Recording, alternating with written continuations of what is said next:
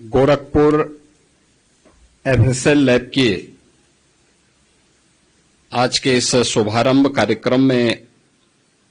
समारोह में उपस्थित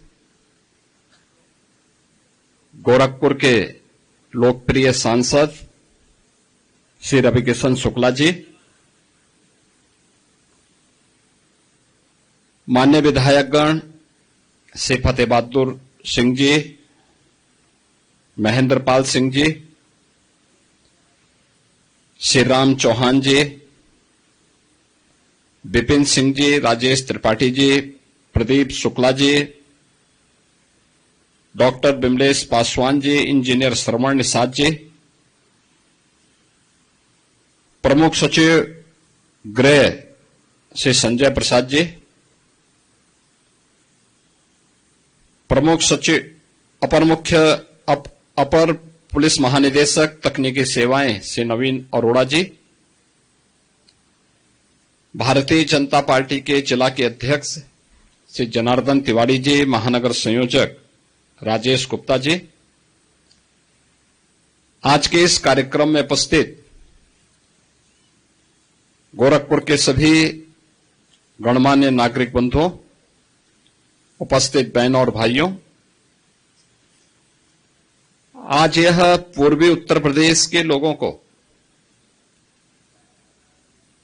विधि विज्ञान प्रयोगशाला की एक नई सौगात प्राप्त हो रही है। इसकी उपयोगिता क्या है, यह आपने अभी हमारे पूर्व वक्ताओं के मुंह से सुना भी है। मुख्य रूप से 2023 में जब प्रधानमंत्री मोदी जी के मार्गदर्शन और नेतृत्व में भारत सरकार ने देश में 3 नए कानून लागू किए,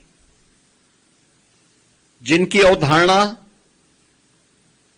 प्रत्येक पीड़ित व्यक्ति को समय से न्याय देने की रही है। यानी जो ब्रिटिश कालखंड की अवधारणा थी दंड पर आधारित, इससे अलग हट करके हर व्यक्ति को न्याय मिले और समय पे न्याय मिले, इस दृष्टि से भारतीय न्याय संहिता 2023, भारतीय सुरक्षा संहिता 2023 और भारतीय साक्ष्य संहिता 2023, ये 3 नए कानून को गत वर्ष जुलाई में लागू किया गया। लागू होने के बाद यह अनिवार्य हो गया है कि उन सभी अपराधों में फॉरेंसिक साक्ष्य जुटाए जाएं जिसमें 7 वर्ष से ऊपर की सजा है। और इसके लिए हम लोगों ने पहले से ही तैयारी की थी। अक्सर होता था कि अपराधी अपराध करता था और अपराधी के अपराध के बाद चूंकि साक्ष्य अगर इकट्ठे होते भी थे तो उस अपराधी को सजा इसलिए नहीं दे पाते थे क्योंकि अच्छी लैब्स नहीं थी। लैब्स के अभाव में अपराधी बच जाता था। हम लोग जब 2017 में आए थे, देश की सबसे बड़ी आबादी के राज्य में 4 लैब मात्र थे। हमने उसी समय इस बारे में निर्देश जारी किए कि कम से कम रेंज स्तर पर यानी कमिश्नरी स्तर पर हमारे पास एक एफएसएल लैब होनी चाहिए। और इसके लिए प्रयास प्रारंभ हुए और मुझे बताते हुए प्रसन्नता है कि हमने 8 वर्ष में 4 लैब को बढ़ा करके 12 करने में सफलता प्राप्त की। 18 कमिश्नरी उत्तर प्रदेश में हैं, हर कमिश्नरी में एक लैब हो। उसके लिए हम लोगों ने 6 अन्य स्वीकृत करके वे आज निर्माणाधीन हैं। यानी 18 ये सभी लैब बन जाएंगे तो 18 लैब्स हमारे पास प्रदेश में होंगी। और वह लैब भी केवल सामान्य नहीं, जिनमें हर प्रकार के फॉरेंसिक साइंस से जुड़े हुए उस पहलू की जांच की जा सकती है जिससे अपराधी के खिलाफ एक ठोस साक्ष्य समय पे हम न्यायालय में प्रस्तुत करके उसे दंडित करवा सकें और एक पीड़ित व्यक्ति को न्याय दिला सकें। इस अवधारणा पर आधारित यह व्यवस्था प्रदेश में लागू की गई और इसके लिए हर एक जनपद में व्यवस्था की गई कि वहां पे मोबाइल फॉरेंसिक लैब भी दिए जाएं। 75 जनपद हैं प्रदेश में। हर जनपद में हमने 2-2 वैन इस रूप में उपलब्ध करवाए हैं जो साक्ष्य कलेक्ट कर सकें। अब ऐसा नहीं कि कोई व्यक्ति अपराध करेगा, पीड़ित भटक रहा है, वर्षों से वह तड़प रहा है, अपराधी मौज मस्ती कर रहा है क्योंकि उसके खिलाफ साक्ष्य नहीं है और इसलिए वह बच निकलता है। लेकिन अब बचेगा नहीं, क्योंकि अपराध होने के कुछ ही घंटे के अंदर उसके खिलाफ पुख्ता साक्ष्य होगा और साक्ष्य के साथ साथ लैब भी होगी जहां पे एक्सपर्ट बता देगा कि हां यह इस व्यक्ति से मिलता जुलता है और इस व्यक्ति ने यह अपराध कारित किया है। वह कोई भी इस प्रकार का अपराध हो, कहीं दुष्कर्म के मामले आते हैं, कहीं पे आतंकी घटनाएं घटित होती हैं, कहीं पे कोई फायर करके अपने लाइसेंसी असले से फायर करके किसी की हत्या करने का प्रयास करता है। बैलिस्टिक जांच करने में बहुत समय लगता था, अब ऐसा नहीं हो पाएगा और डीएनए जांच की सुविधा भी अब गोरखपुर की इस लैब में उपलब्ध करवा दिया गया है। कोई भी व्यक्ति अपराध करेगा तो बच नहीं निकल सकता है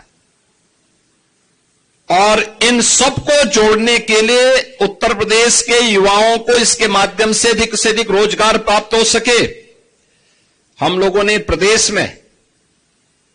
लखनऊ में यूपी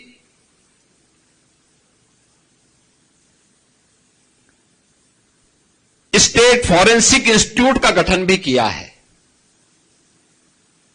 उसमें हमने अलग अलग पाठ्यक्रम भी तैयार किए हैं, सर्टिफिकेट कोर्स। ये जितने भी कलेक्टर होंगे, यानी जितने भी कलेक्शन करने वाले तकनीशियन होंगे, उन तकनीकी कर्मचारियों के लिए सर्टिफिकेट लैब में जो लोग इसका मिलान करेंगे उसके लिए डिप्लोमाधारी और उस पर अपनी राय देने वाले उसके एक्सपर्ट डिग्रीधारी और उनके अनुभव भी इसमें काम आएंगे। यह आज का नए समय में नए हो रहे अपराधों को रोकने के लिए वैज्ञानिक साक्ष्य उपलब्ध करवाने की दिशा में तकनीक के माध्यम से अपराधी को समय पे सजा दिलाकर एक पीड़ित को न्याय दिलाने के लिए सरकार के द्वारा किए गए प्रयास का हिस्सा है। और आज गोरखपुर की इस अपग्रेड लैब को, जो ये श्रेणी की लैब है, इसमें वे सभी प्रकार की सुविधाएं यहां पर उपलब्ध होंगी जो वास्तव में एक व्यक्ति को, जो जांच को में तेजी लाने में, सटीक और पूर्ण तरह साक्ष्य आधारित जांच होगी और यह फॉरेंसिक लैब मॉडर्न पुलिस के लिए एक गेम चेंजर के रूप में काम आने वाली है। और इस दृष्टि से आज के इस अवसर पर मैं इस पूरे क्षेत्र के लोगों को इस बात के लिए हृदय से मैं बधाई देता हूं कि इसका लाभ होने से आज प्रदेश में वे सभी प्रकार की सुविधाएं लोगों को प्राप्त हो जाएंगी, जिसके माध्यम से हम लोग उत्तर प्रदेश के नागरिकों को समय से सुसंगत न्याय उपलब्ध करवाने के लिए वैज्ञानिक साक्ष्य उपलब्ध करवा करके माननीय न्यायालय के माध्यम से अपराधी को समय पे सजा दिला सकें। उत्तर प्रदेश में state institute of forensic sciences जो लखनऊ में हम लोगों ने बनाया है, एक अत्याधुनिक इंस्टीट्यूट है और उसमें हम लोगों ने जो सुविधाएं उपलब्ध करवाई हैं उसमें एडवांस डीएनए डायग्नोस्टिक सेंटर की स्थापना की है,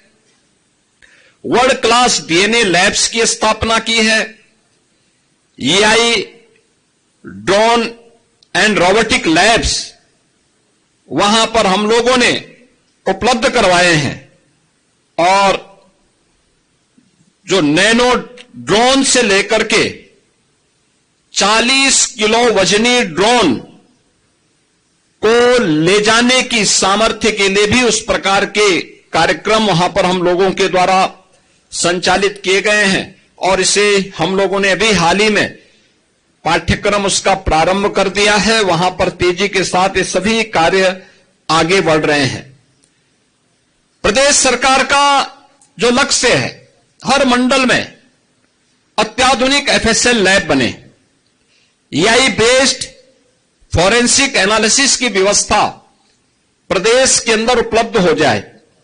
साइबर फॉरेंसिक को एक ग्लोबल स्टैंडर्ड तक लेके जाना, डीएनए के परीक्षण की क्षमता को भी कई गुना बढ़ाना और क्राइम साइंस मैनेजमेंट को पूरी तरह वैज्ञानिक बनाने की दिशा में सरकार के द्वारा किए जाने वाले प्रयास का यह हिस्सा है और जिसमें आज गोरखपुर की इस फॉरेंसिक लैब को आज उद्घाटन किया जा रहा है। मैं इस अवसर पर इस पूरे परिक्षेत्र के नागरिकों को हृदय से बधाई देता हूं, अपनी शुभकामनाएं देता हूं। बहनों और भाइयों, सरकार की जीरो टॉलरेंस की नीति का यह हिस्सा है और जीरो टॉलरेंस की नीति के अंतर्गत सरकार ने जो प्रदेश के अंदर 2017 से ही रूल ऑफ लॉ लागू हो, इसके लिए जो प्रयास प्रारंभ किए, इसके लिए भर्ती की प्रक्रिया को तेजी के साथ आगे बढ़ाने। आप याद करिए, पिछले 8 वर्ष में 2,19,000 केवल भर्ती उत्तर प्रदेश पुलिस में हुई है। 2,19,000 और मान करिए 2,19,000 से अधिक पुलिस कार्मिकों की भर्ती उत्तर प्रदेश के अंदर। अभी हाल ही में 60,244 पुलिस कार्मिकों की भर्ती हुई। आप अनुमान करिए, ये 2,19,000, कई राज्यों के पास इतनी फोर्स नहीं और इतना हम लोगों ने 8 वर्ष में भर्ती करके उत्तर प्रदेश के युवाओं के लिए नौकरी की संभावना प्रदेश के अंदर विकसित की। मुझे याद है 2017 में जब हम लोगों को पहली बार प्रदेश में हम लोगों को जब पुलिस की भर्ती करनी थी तो ट्रेनिंग कहां हो, क्योंकि भर्ती एक औपचारिकता रही है, इसमें ट्रेनिंग भी आवश्यक है। कहां पे ट्रेनिंग हो, ये एक चैलेंज था। हमारे पास उस समय कुल क्षमता थी 6,000 पुलिस कार्मिकों की ट्रेनिंग की और आज मुझे बताते हुए प्रसन्नता है कि उस समय हमें जब 30,000 की पहली भर्ती हम लोगों ने निकाली थी तो ट्रेनिंग के लिए 2017 में हमें मिलिट्री के, पैरामिलिट्री के ट्रेनिंग सेंटर भी किराए पे लेने पड़े थे और अन्य राज्यों के भी ट्रेनिंग सेंटर किराए पे लेने पड़े थे। लेकिन इस समय हम लोग 60,244 पुलिस कार्मिकों की जो ट्रेनिंग दे रहे हैं, ये 60,244 पुलिस की ट्रेनिंग की क्षमता प्रदेश के अंदर विकसित किए गए ट्रेनिंग सेंटर में ये सभी पुलिस कार्मिक आज के दिन पे ट्रेनिंग ले रहे हैं। यानी ये हमारी क्षमता का विस्तार है कि जिस राज्य में 6,000 पुलिस कार्मिकों को ट्रेनिंग नहीं मिल पा रही थी, आज वहां पे 60,000, यानी हमने 8 वर्ष में इसकी क्षमता को 10 गुने से अधिक बढ़ा करके एक आधुनिक पुलिस के रूप में भी पुलिस के अंदर जो सुविधाएं उपलब्ध होनी चाहिए, केवल कार्य नहीं बल्कि उसके अनुरूप उनकी सुविधा हो। आज भी आप किसी सिटी में जाएंगे, किसी जनपद में जाएंगे, जो सबसे ऊंची बिल्डिंग होगी वह पुलिस के बैरक होंगे, पुलिस कार्मिकों की अवस्थापना सुविधा से जुड़ी हुई होंगी। उत्तर प्रदेश में बहुत दिनों से मांग होती थी एक कार्य के लिए, और होती थी कि कमिश्नरेट सिस्टम प्रदेश के अंदर लागू हो। यानी दशकों से मांग थी, 50 साल पुरानी ये मांग थी। 1970 में पहली बार ये मांग उठी थी, नहीं लागू हो पाई, और हम लोगों ने 2020 में इस प्रक्रिया को आगे बढ़ाया। अब तक 7 जिले ऐसे हैं जहां पुलिस कमिश्नरेट सिस्टम हम लागू कर चुके हैं। ये पुलिस की मॉडर्नाइजेशन का उसका एक पार्ट है। सेफ सिटी के लिए 2016 में माननीय उच्चतम न्यायालय ने इसके बारे में देश के सभी राज्यों को आदेशित किया था, लेकिन इस पे अनिर्णय का शिकार बना हुआ था पूरी मशीनरी। हम लोगों ने आकर के आज प्रदेश के अंदर 17 म्युनिसिपल कॉर्पोरेशन को और नोएडा, ग्रेटर नोएडा को सेफ सिटी के रूप में integrated command and control centre के साथ जोड़ते हुए आज 13 लाख से अधिक सीसीटीवी कैमरे लगा करके उस पूरी की व्यवस्था को एकदम सुरक्षित बना दिया है। आज आप देखते होंगे, पहले तो अपराध होता नहीं, लेकिन अगर कहीं छिनैती या लूट की घटना घटित हो गई तो कुछ ही घंटों में अपराधी जेल के शिकंजों में होता है और लंगड़ाता हुआ चलता हुआ दिखाई देता है। यह नया प्रदेश है जो अपराध को स्वीकार नहीं करता है और अपराधियों को यह दिखाने का प्रयास भी करता है कि अगर अपराध किया तो उसकी कीमत उसे चुकानी पड़ेगी। प्रदेश के अंदर पिछली सरकारों ने पीएसी बल को पूरी तरह समाप्त करने की साजिश रची थी। हम लोगों ने उसको फिर से गठित किया। जो 34 कंपनियां समाप्त हो गई थी उसका पुनर्गठन कर दिया। प्रदेश में एसएसएफ को हम लेके आए, स्पेशल सिक्योरिटी फोर्स का गठन, एसडीआरएफ का गठन, महिला पीएसी बहानी का गठन, 3 नई महिला पीएसी बहानी का गठन किया गया है, जिसमें देश की स्वाधीनता के आंदोलन से जुड़ी हुई उन वीरांगनाओं के नाम पर ये सभी सेंटर हम लोगों ने रखे हैं। गोरखपुर में वीरांगना झलकारी बाई कोरी के नाम पर, लखनऊ में वीरांगना उदा देवी पासी के नाम पर, बदायूं में वीरांगना अवंती बाई लोधी के नाम पर ये 3 महिला पीएसी बटालियन का गठन आज हम उत्तर प्रदेश के अंदर कर चुके हैं। 5 नई पीएसी बटालियन बलरामपुर, जालौन, मिर्जापुर, शामली और बिजनौर के लिए भी स्वीकृति देकर के इन कार्यक्रमों को आगे बढ़ाने का कार्य हुआ है। और यही नहीं,